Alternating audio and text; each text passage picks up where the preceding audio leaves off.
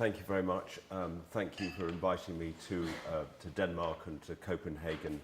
And I should start by saying that I don't think any country in the world is more advanced in developing sustainable food systems and gastronomy than Denmark. I have a long-standing connection with Denmark on multiple levels, so I'm saying that with some knowledge. My relationship with my farm spans 43 years, and I guess throughout that time I've been asking myself a question, several questions. Is it possible to farm in a truly sustainable way, and what kind of food can I produce which will advance the health of the planet and public health in so doing? And in that connection I really like the title Better Food for More People, and I thought I should try and define it, because in a way it begs the question, what is better food? So my definition of better food is delicious food which promotes our health as well as being produced in a sustainable way. And I think that leads to a question which I think is a source of great confusion around the world today, which is, what should I eat?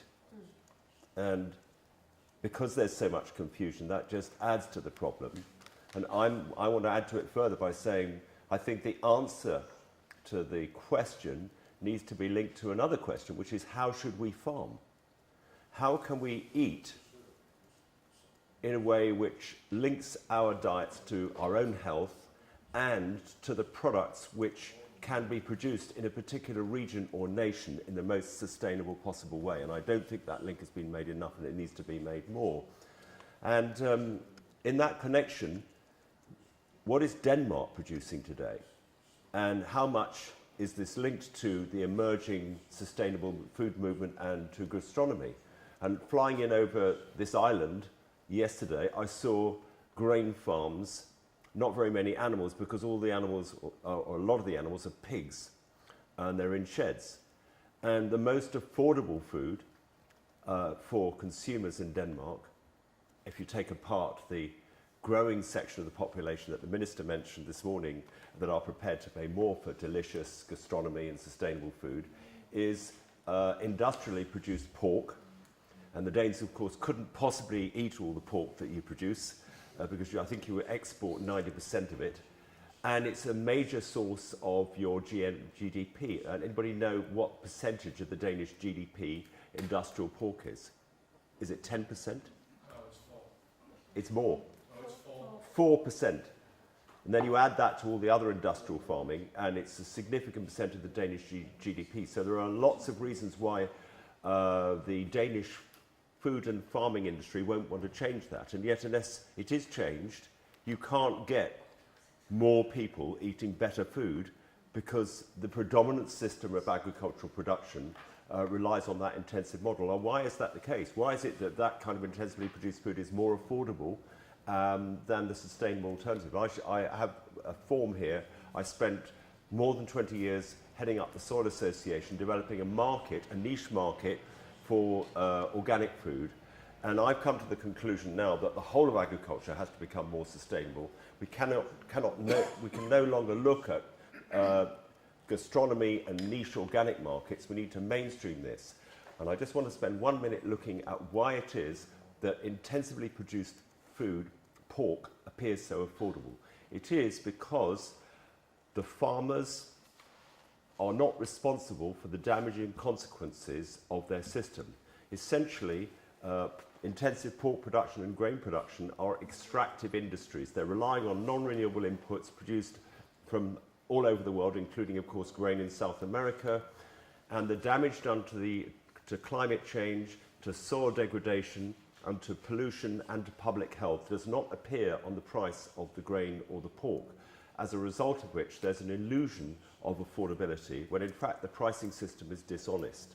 And unless we grasp this nettle of dishonest food pricing, we're not going to be able to change the predominant model, and gastronomy and organic food will remain a perceived niche market, which isn't really fair, because the environmental, natural capital and social benefits of proper food, better food, produced in a truly sustainable way are enormous. But again, the producers don't get rewarded for delivering those benefits, so they have to put the whole lot on a price premium, And that creates this apparent distortion between sustainable food and industrial food, which is wrong. And don't blame the farmers for this, or indeed the food companies. They're just following the best business case. What else can they do?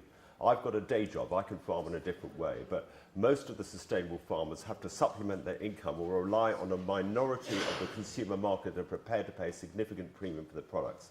So, to end on a challenge, what would it take to mainstream delicious, gastronomic, sustainable food production in Denmark and throughout the world?